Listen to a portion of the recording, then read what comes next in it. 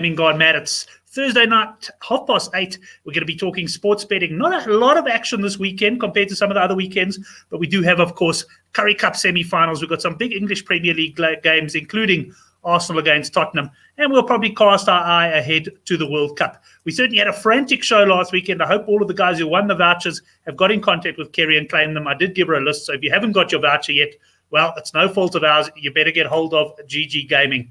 And talking of GGGaming, up in Joburg at the moment, we're probably only sitting about 20 kilometers apart. Gary Lentin, how are you, sir?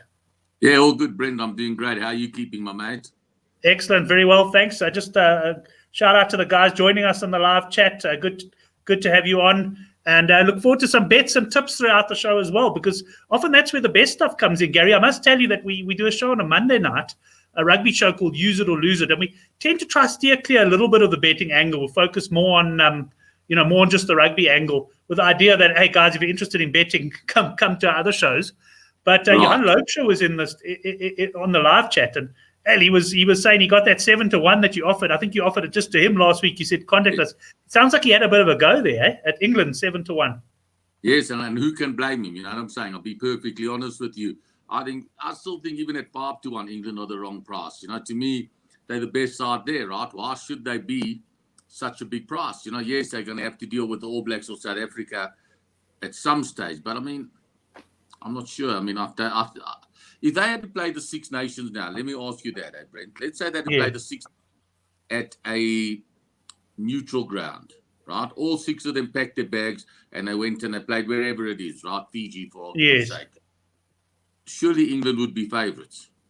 Yeah, no doubt about it. They would be probably pretty firm favourites on neutral ground. I guess at the end of the day, Gary, it's the if you look at the betting, you've got New Zealand and then South Africa and England sort of locked together. It's a case of the bookmakers, and I'm generalising here just in terms of the global odds, really, still really rating the Southern Hemisphere teams quite highly, because I guess England are the shortest Northern Hemisphere team, but people have obviously still got New Zealand at 13, 14-10, and South Africa, well, their price has been more than halved in the last few weeks. Yeah, exactly. I mean, if you look at that South African side, what's really changed in it? You know what I mean? Cheslin, Colby, I don't know. I'm still not convinced. You know what I mean?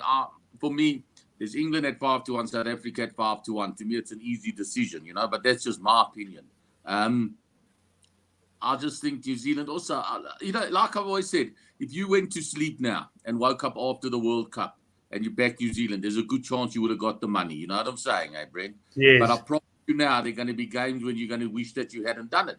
And I just think that where's the value taking 14-10 New Zealand now, where all they got to do in the knockout stage is go a try down to any one of the other teams, and you're going to be able to back them with 3 or 4 point start, So to me, it's not a value thing to back the All Blacks to win this World Cup. I'm not saying that they can't win it. They're the wrong price is all I'm saying.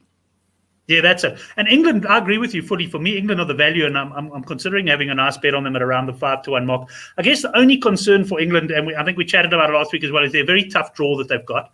But at the end of the day, I don't see them having any problems. I mean, tough pool, yes, but England will come through, and I can't see them doing anything but topping that pool. And then I guess it's a big semi-final against New Zealand.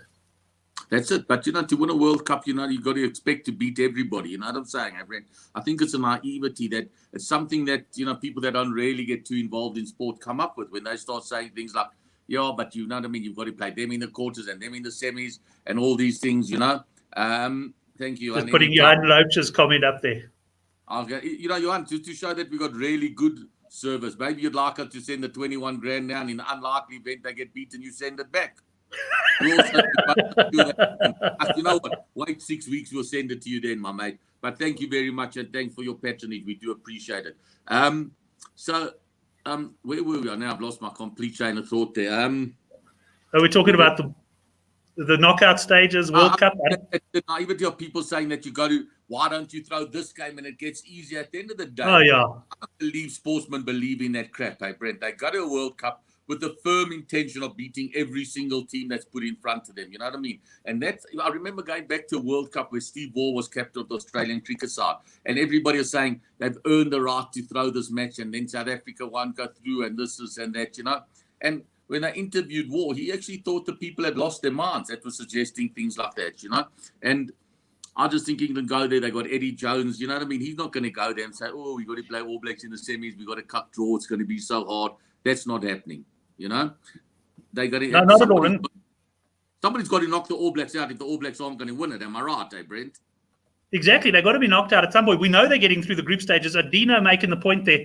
When it gets to the knockout stages, anything can happen. And that's honestly the way I feel about this World Cup.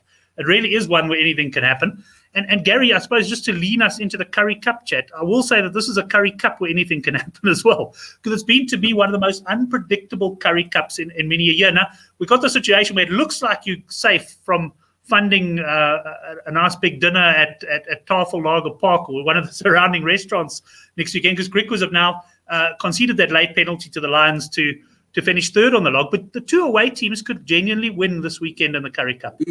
Easily. And I feel very sorry for the Griquas because, in my opinion, I mean, I do like to. Giving you some good feedback there from Nico. Brilliant. Nico, where do you live, my mate? Because if it's anywhere in the Southern Hemisphere, we're definitely going to send you for a great dinner with one of your favorite people that you want to take with them, you know?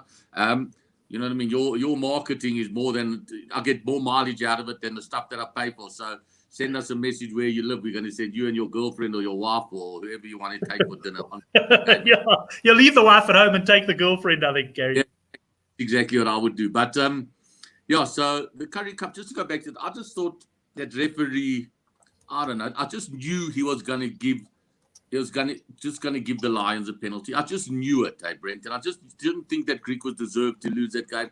And I feel really, really sorry for them. And I hope that they can come up to Joburg and set the record straight. It would be really fantastic for them. You know what I'm saying? And I hope like hell the Sharks don't win and I've got to go to Kimberley. But you know what I mean? Like you say, those are two distinct possibilities. You know what I mean? The Sharks got Bosch back.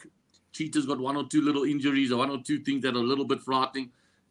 Oh, it's going to be interesting, isn't it, Brent? Two great semi-finals. I mean, let's be perfectly honest, you know. Yeah, exactly. Exactly. So, I'll be honest. I think we will get one of the results through. I think that one of the underdogs will come through. Now, both markets pretty similar, round about the 5, 6, 7 range. Talking about, you know what I mean, on the whole global scale where they are. They're good markets because anything can happen. You know, I can't see either of the home sides running away when winning by 20 points. That I don't really see happening, you know. Well, yeah, I see Chris Sturdy in our previews on Good for the Game. He's gone for the 1 to 12 margins. I handicapped these games on Sunday, and in fact, I'm pretty much spot on where the bookmakers have come out, Gary. But as much as I'm spot on with the handicaps, I still think it's really tough to call. It's been one of those tournaments.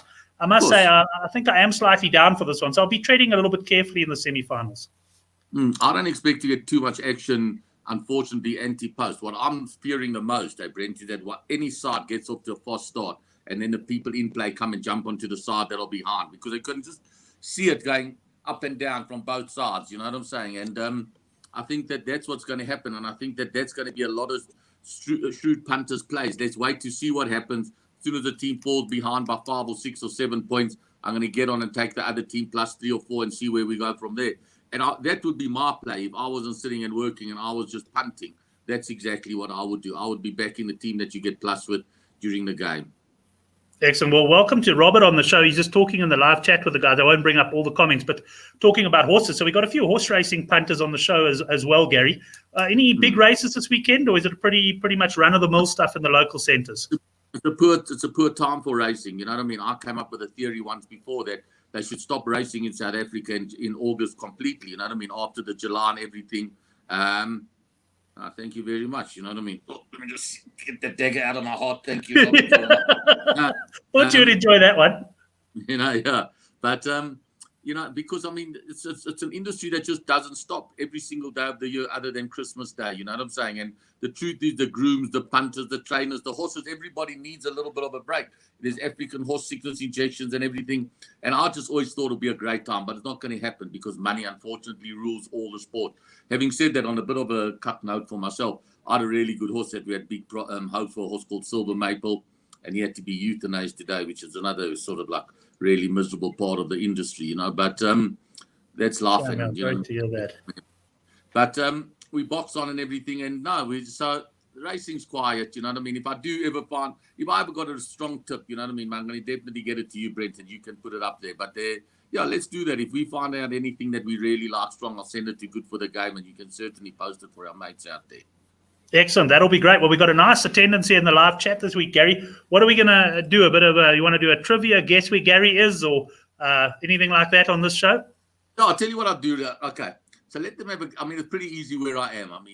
Everybody knows you've told them I'm in Joburg. Everybody knows where I stay when I come to Joburg. But the first guy that says the hotel that I'm staying in, and what floor I'm on. What floor you're on? Okay, let's see what the boys come back with there. Gary, I suppose as far as betting action goes this weekend, you're going to be looking. To the English Premier League for quite a lot of your turnover, and probably the Arsenal-Tottenham game. Yeah, for sure. I just think it would be remiss of us not to mention that cricket match that took place last week, Brent? Last week. Oh, geez, yeah, that was incredible, hey? I can't have, whether it's a betting show or a rugby show, whatever it is, right? Anybody who watched that was treated to... I'm not a big fan of Ben Stokes as a human being. I don't like bullies, you know what I'm saying? And it's not difficult to go... you know what I mean, drunk gay guys out of defenseless in England, you know what I mean? That to me is disgusting, right? But having said that, as a cricketer, the man's an absolute superstar. I think, without him, you know what I mean, England they wouldn't have won the World Cup. There's no doubt about that. Certainly would be going all the way back to Australia. You can never say single-handedly, but the two efforts that he put in are two of the greatest efforts ever. And that to me was one of the best cricket matches and cricket innings I've ever seen. And it was just so much and brilliant to watch. I actually missed it live because I was watching the Tour of Spain, the cycling, you know me. But nice. Let me tell you that if you've been watching SuperSport 2 this week, you've seen that innings overplayed over and over. And I don't get tired of it, even though I know what's going to happen. And there was the drama, the run out that should have been, the LBW that used up their review earlier. It had everything. But Gary, we've got tons of answers here. So I want to bring them up on the screen one by one. I just want to make sure I start at the right point so I don't do what I did last week and get the wrong again, but lots of different answers, and you can just say yes or no. Okay. No, that's definitely not. No, I don't know where I stay, eh? No.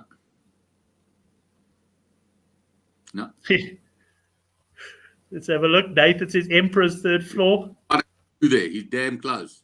He's damn close. Okay, he's close. Close. Fourth floor. I don't know which hotel that is, though, Jan. Emperor's ninth. Jason Denman. There's a horse. I think he's into his horse racing, maybe. Got 5 floors. What do you think I'm staying in a hot air balloon, Jason? Robert. Oh, sorry. First one was Kevin. There you go. That's a winner. Emperor's fourth. Emperor's fourth. Okay. Excellent.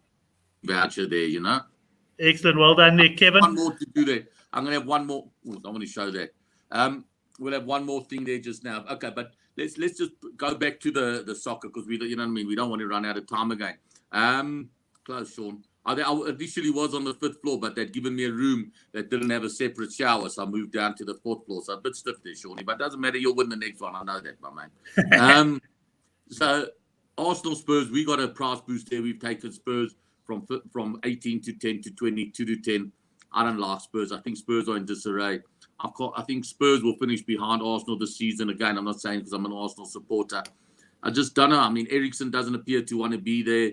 And Arsenal got players that are coming back. Brent, never mind they got beaten 3-1 by Liverpool. They weren't as bad as people thought against them. They've had a couple of good ones before that. And they got players. They got that Kearney guy that bought from Scotland coming back. They got another defender that's not there. They got Ozil coming back. They're a decent side, Arsenal. And I think that Spurs are a little bit lost. There you go. You know what I mean? Taking the emotion. In agreement with that one, Gary. And the last season there were a couple of goals. And if I go back to what my best bet was last week, I said that the one thing was a certainty there'd be more than 2.5 goals, and we comfortably romped in at 4. This one, I'm going to say, if you want a little bit of value, back Arsenal -1. I think Arsenal are going to win this game quite comfortably. You know what I'm saying? Back Arsenal -1. Yes, you do your money if they scrape home by a goal, but I think Arsenal are going to win it really easily. What sort of price are we looking at there, Gary? Should I have a quick look? Do you have it offhand? No, I don't. I'm sure it'll be around about maybe about the 2-1, 22-10. Let's have a quick look. I'll have a look while we're chatting on that one. Anything else stand out on the weekend? I see Robert saying have a bet on Burnley this weekend. Not sure what he knows there. Well, Burnley had, I think if I remember correctly, Burnley showed a bit of improvement getting something out of the game at Wolves, and it's not easy to go to Wolves. I think that was the game. There's so much sport that happens. Robert will be able to tell us if Burnley did go to Wolves and lead 1-0 until very late in the game. I think that another one is, I remember last year we did a price boost. One of the first price boosts we ever did was Southampton versus Man United. And we just did a Man United. I think we moved them from 8 to 10 to even money, whatever it was. And we were busy with rugby and all types of things and horse racing. And we went and we looked, and all of a sudden we were standing Man United for 480,000 rand, right? Everybody jumped onto the price.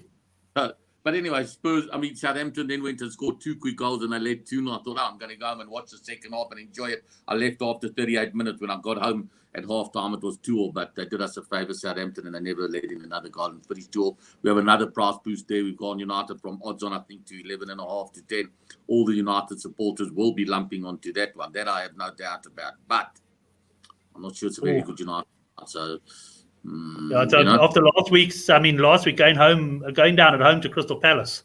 Yeah, that was poor, you know what I mean? And they got one back, and then to go let in a late winner, you know what I mean? When I thought maybe they would find one. I think United and Spurs and Chelsea aren't what they are, you know what I mean? There you go. There we go. Sean Nicholas saying have a go at Southampton this weekend. So let's do this, Brent. Let's go for let's give a 1,000 Rand voucher because there are a lot of new guys there as well. Let's choose one of your Curry Cup games. I'll tell you what, let's go. And you do it your normal thing, you know what I mean? Total points, however you do it. Let's make it 1,000 Rand for this week, month end and everything, you know what I mean? Guys got a lot of, you know what I mean, bills to pay this week. So let's give somebody a gorilla there. Excellent. Well, let's go for the Cheetah Sharks game because I think that one's going to have the more betting interest perhaps of the two. So, guys, we want to know who's going to win the Cheetah Sharks game and by how many. And then also we want the total points. So if there's a tie between how many, then we'll move to total points. I also want to say this, Gary. If the margin, I'm going to throw something else in here. If you're not within 10 points of the margin, so the reason I'm saying this is because some of the guys, of course, wait till the end of the show and they go with a wild one, which covers any result like Shark. If you're not within 10 points of the margin, we're then going to move on to we'll stick with the winner, but then we'll use the total points to judge it then. Why don't we do this, Brent? If you're not within 2 points, we carry it over and we'll have a 2 grand on the final. Okay, that's fair enough. Okay, let's do that and maybe build up a bit of a kitty. You know what I'm saying? That's a nice one, yes. Okay, so we want to know who's going to win and by how many points. And we'll do that sort of every week of the Rugby World Cup. We'll do things and we can do it through Good for the Games website, right, Brent? Yes, we can do an article on it as well and carry it on the forum. Okay, let's do that. And then as well, next week, you guys got to get all your mates to come on the show because we're going to launch the punter competition and we're going to launch all the bets all the bonuses that we're giving for the World Cup, which are going to be extensive. We're not talking about 500s and thousands. We set aside a budget of 25,000 Rand that I want to give away in the World Cup, but it's going to go to people that watch every show. And I'm going to give bonuses, bring along new people. If those new people come on the chat next week, Brent, and say that they've come because Dino suggested they come, or Gerard or Sean, we'll give Gerard and Sean bonuses as well. You know what I'm saying? Let's do this. Anybody new come to the show next week, right, and says who's brought them to the show, we'll give that guy 200 Rand, give 200 Rand free bet to the guy that recommended us. Okay? Excellent. Brilliant offer that, Gary. Well, the comments are streaming in. I won't bring them all up here. Henrik is asking something. Let me see what he's asking. Gary, you're going to throw us a bone and do a price boost on the double of both away teams to win the Curry Cup semis. Henrik still wants to go to Kimberley. We'll do one for you, Henrik. Let's see. What price are they both? Let's see. I think it probably come to what are they both? I'm open on your football page at the moment. I'll give a quick one. Don't run away, guys. Let's see where we go. I'm going to do one, but it's only for the guys that come through quick. We're going to do it. You got to send your bets through now and have your money in by tomorrow morning, right? So 22 to 10 and 18 to 10, right? Everybody happy with that? You're right. So 10 and 18 to 10 times 2.8 equals -1. Come to just under 8 to 1. I'm prepared to lay, and this is 8 to 1. I'm prepared to lay up to 28,000 of it at 14 to 1. At 14 to 1. Whoa. And how do the guys get on, Gary? They must come now, send what they're doing. They can't put on, you know what I mean? Now we've got to do it. Okay, so they must put it on the live chat now, what they want. The money has to be in my account tomorrow morning before 11:59. Okay, guys, so you can get 14 to 1, the away team double, and you must list now in the chat now exactly how much you want on that, so we can also figure out what the liability is. 28,000 we gone, right? Sorry, what was that, Gary? Once it gets to 28,000, it's gone. Yeah, 100%. The guys will start coming in now. No money down yet. There's a slight delay. While they're coming in, Gary, and I'll bring some of the bets up on the screen when they come in. But just I was doing this Monday night show, and the guy had a bet that he wanted. You don't have to necessarily give me a price now, but I said I'd get back to him by Monday for his mate. He's not a punter at all, the guy who was on the show, but he said his mate was asking him about this. South Africa to lose the opener against New Zealand, okay? Right. Both teams to go undefeated for the rest of the tournament, and South Africa to beat New Zealand in the final. It's quite an interesting one there. You got undefeated, is that one doesn't count, right? Because because they're going to, if they meet in the final, they're both going to win all their games going through. Correct. Yeah. Other group games are irrelevant. So true. That's true. So it's South Africa to lose and basically beat New Zealand in the final. So South Africa to lose the first game and win the World Cup after that. Yeah, I can definitely get a price on that. You know, and they must beat New Zealand in the final. So if England knock New Zealand out, it's a loser. So they've got to beat New Zealand. So give it a bit of thought after the show, and you can come up with a price for me, and we'll let the guys know. I can definitely do that, right? Nobody jumped onto the 14-1, not even Henrik. Well, hold on. Henrik's okay. So sorry, no, the guys are in. Let's have a look. First guy says, "Give us a gorilla." On it. So what do you want? 14,000 to 1,000 for Sean. 14,000 to 1,000 for Sean. He's taken half of it. Nathan, you want 500 on? So that's 7,000 to 500. Yeah, Sean just confirming he had 1,000 on. Perfect. Henrik asking if there was only 2K available. Yes, Henrik, there's. You better move quickly. Then you got Robert taking 1,000 to 70. That's fine. Robert G. Henrik, you're a little bit late. He says I'll take it all. You can take what's left. We can take what's left. I'll tell you what we're going to do. Because it was Henrik's idea, let's give him 14,000 as well. Will you send it all to me, Brent, on bio, email, or WhatsApp? Yes. I'll send it via WhatsApp to you then. So, I think that's pretty much perfect. Yeah. So 14 to Sean, 14 to Henrik, 1,000 to Robert G. And 500 to Nathan. 7,000 to 500 Nathan. Excellent. I'll pop it to you on WhatsApp, Gary. Excellent. Anyway, man, that was a good one. Anything else on the weekend for the guys to take note of? No, nothing really. Just like I said, let's get the guys in. Anybody you bring you to the show next week, we're going to give you 200 Rand, guys. You know what I mean? To punt with in a betting voucher. You bring 10 guys, you're going to get 2 grand. I'm not going to limit it to anything. So you all have a great punting weekend. Take it easy. You know what I mean? There's going to be a lot better sport coming up. Enjoy Arsenal thrashing Spurs, and you know what I mean? There is the US Open tennis, but we'll talk more about that next week when it gets to crunch time. Yeah, it gets to fun. Robert, don't worry. We did get your bet as 1,000 to 70, not 1,000 on it. There was one last guy asking for 500, Keelan. Are you prepared to lay him any more at 14-1? Maybe not the full 500, Gary? No, he can have his 7,000 to 500. 7,000 to 500, Keelan, you've got. So we'll send that through to you. Justin Harding to win the Tour Championship. That's Gerard Oosthuizen's tip. Gary, thanks very much. Hope to hook up with you tomorrow for a coffee. I'll drop you a WhatsApp with all the winners. Thanks very much. Thank you. Cheers, guys. Have a wonderful weekend. Take it easy. Excellent, guys. Thanks very much. Thanks to Gary there. And thanks to all of you on the live chat. As usual, a great comp with Gary. I think things are going to get very exciting leading into the World Cup. I must just tell you, though, not to go anywhere or other than to go and find the link to the handicap rugby chat that matters. That's taking place in about 7 minutes' time. Henrik and Gerard will be joining me to talk through Currie Cup semi-finals, Meter 10 Cup. There's a couple of interesting bets there. And, of course, we'll have a look at the internationals as well. Thanks, guys. Been great having you on the show. And we'll see you in a few minutes for some rugby.